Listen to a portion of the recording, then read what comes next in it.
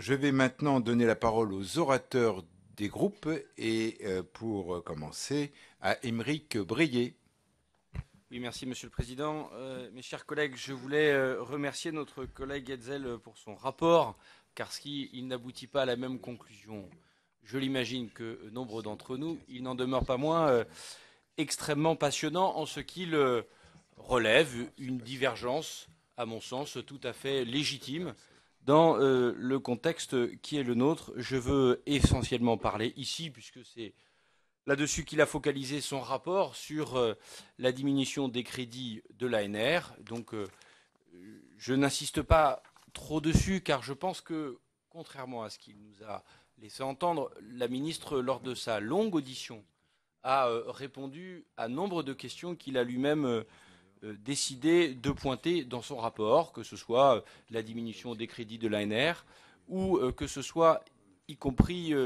l'article 55 modifiant le crédit impôt recherche. Je soulève quand même une petite contradiction, si vous me permettez, chers collègues, dans votre rapport, et y compris dans votre conclusion de votre présentation, de solliciter la mise en place d'une nouvelle autorité administrative indépendante, à l'heure même que l'on n'a de cesse, les uns et les autres, de regretter la montée en puissance de ces autorités administratives indépendantes qui, de par leur nature,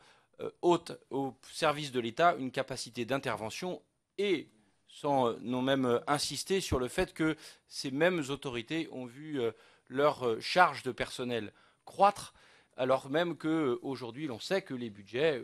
de l'État sont contraints et que celle-ci n'ont que peu participé aux efforts à faire. Et donc, à ce stade,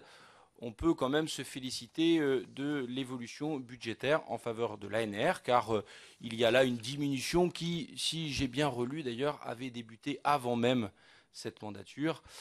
Et ce n'est donc finalement que la poursuite de quelque chose qui avait été entamé, mais avec, et c'est là où je vous rejoins, sur la légitimité du débat que vous soulevez dans votre rapport,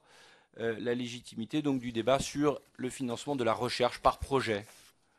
et à quel niveau cela doit-il s'arrêter. Et je pense, pour ma part, que la recherche a aussi besoin de stabilité et les chercheurs, eux aussi, ont besoin de stabilité. Or, aller trop loin dans ce financement par projet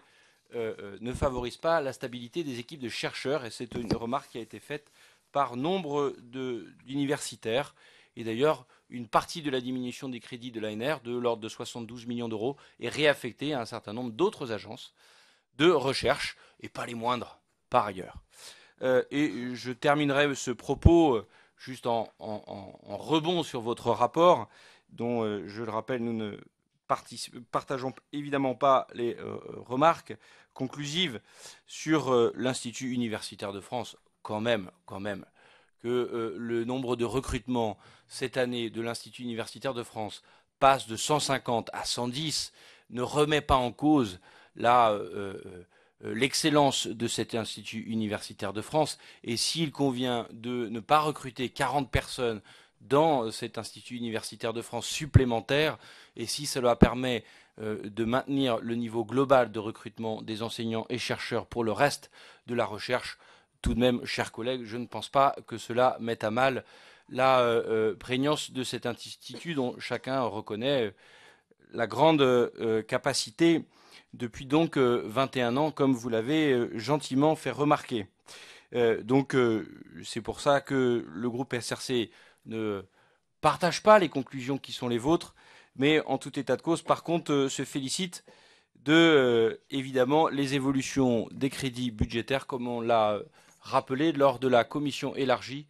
et de l'ensemble des précisions qu'avait pu nous apporter Madame la Ministre. Voilà, Monsieur le Président, chers collègues. Parfait, merci Aymeric Brier.